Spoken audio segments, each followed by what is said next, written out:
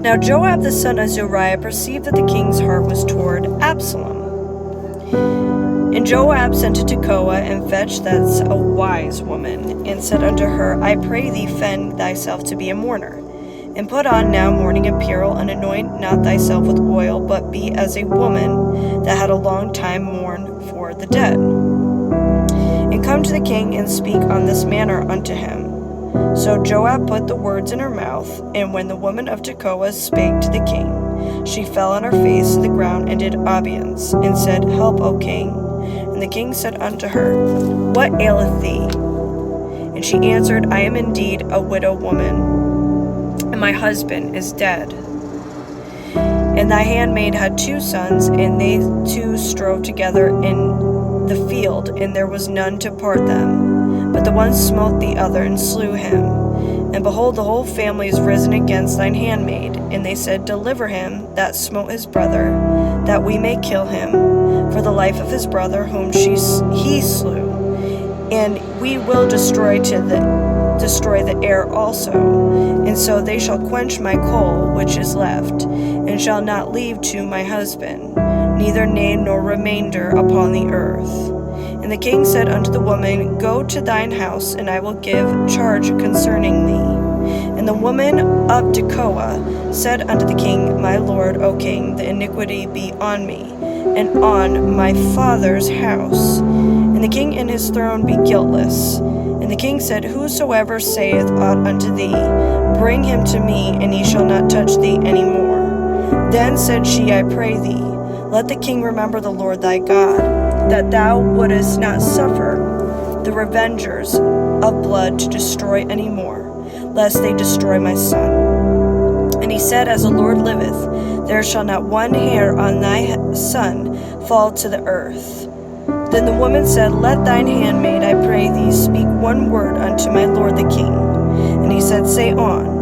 And the woman said, Wherefore then hast thou thought such a thing against the people of God? For the king doth speak this thing as which is faulty, in that the king does not fetch home again his banished.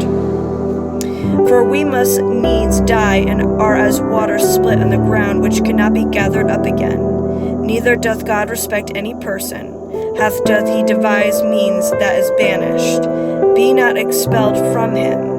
Now therefore that I am come to speak of this thing unto my lord, the king, it is because the people have made me afraid. And thy handmaid said, I will now speak unto the king. It may be that the king will perform the request of his handmaid. For the king will hear to deliver his handmaid out of the hand of the man that would destroy me and my son together out of the inheritance of God.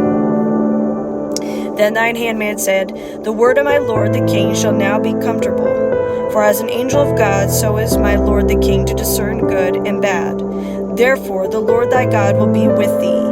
Then the king answered and said unto the woman, Hide not from me, I pray thee, the thing that I shall ask thee. And the woman said, Let my lord the king now speak. And the king said, Is not the hand of Joab with thee in all this? And the woman answered and said, As thy soul liveth, my lord the king, none can turn to the right hand or to the left, from aught that my lord the king hath spoken. For thy servant Joab bade me, and he put all these words in the mouth of thine handmaid. To fetch about this form of speech hath thy servant Joab done this thing. And my lord is wise according to the wisdom of the angel of God, to know all things that are in the earth. And the king said unto Joab, Behold now, I have done this thing. Go therefore, bring young man Absalom again. And Joab fell to the ground on his face, and bowed himself, and thanked the king. And Joab said, Today thy servant knoweth that I have found grace in thy sight, my lord, O king, and that the king hath fulfilled the request of his servant. So Joab arose and went to Jeshurun, and brought Absalom to Jerusalem.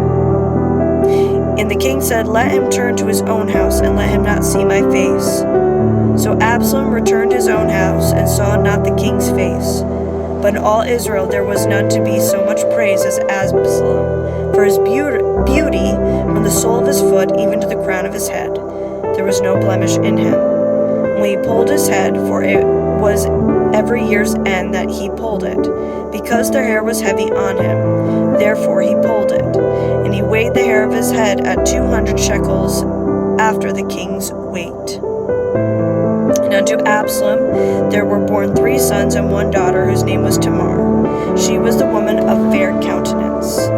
So Absalom dwelt 2 full years in Jerusalem, and saw not the king's face. Therefore Absalom sent for Joab, to have sent him to the king, but he would not come to him. And when he sent again the second time, he would not come.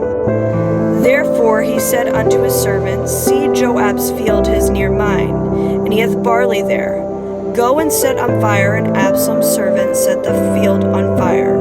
And Joab arose and came to Absalom unto his house, and said unto him, Wherefore have thy servants set my field on fire? And Absalom answered Joab, Behold, I sent unto thee, saying, Come hither, that I may send thee to the king, to say, Wherefore am I come from Jeshurun? It had been good for me to have been there still. Now therefore let me see the king's face, and if there be any iniquity in me, let him kill me. So Joab came to the king and told him, and when he had called for Absalom, he came to the king and bowed himself on his face to the ground before the king, and the king kissed Absalom.